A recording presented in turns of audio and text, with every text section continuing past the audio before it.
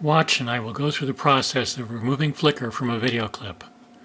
I'm running Adobe After Effects version 7 Professional, but the process is the same with other versions and with Adobe Premiere.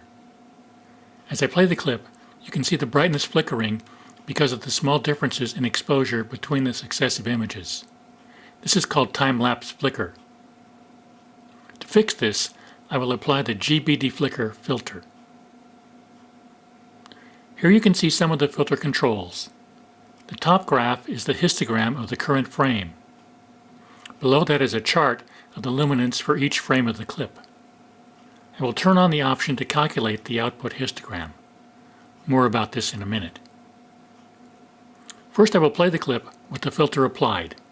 The default filter values will usually produce a good result.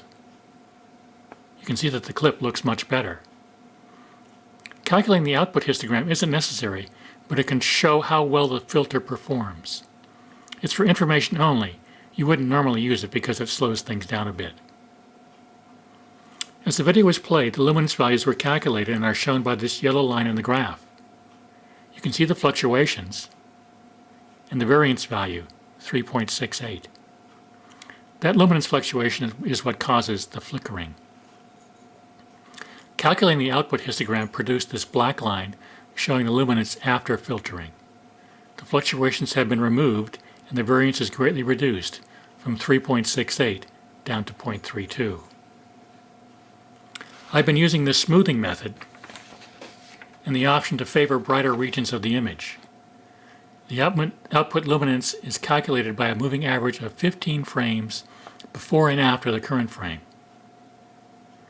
I could also restrict the calculation to a subregion of the image by specifying 2 corners of a rectangle to analyze. Notice how the image gradually got brighter. It's almost a straight line going a little bit up. So I think I'll try the keyframe method. Since we made a change to the filter, the graph is no longer valid and is erased. First I move the timeline slider to the start of the clip and click on the yellow marker in the histogram to set the first keyframe. Now I will add a keyframe to the timeline. Then I move the timeline slider to the end of the clip and click the yellow marker again to set the second keyframe.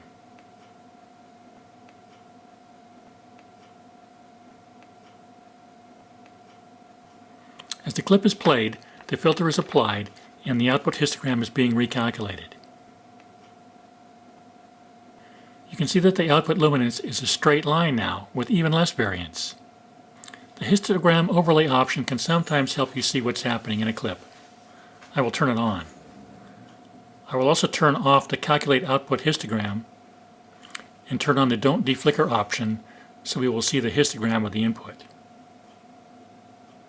I'll drag the histogram so it's more visible. You can see the side-to-side movement of the histogram is indicative of the flicker.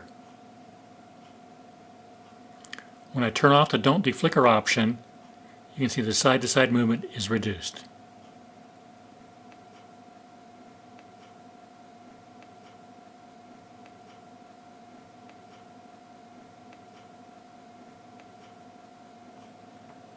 GBDeflicker normally works well with its default values, but as you have seen, it can be customized for those cases when you need it. The GBDeflicker free trial is available at grandbaysoftware.com.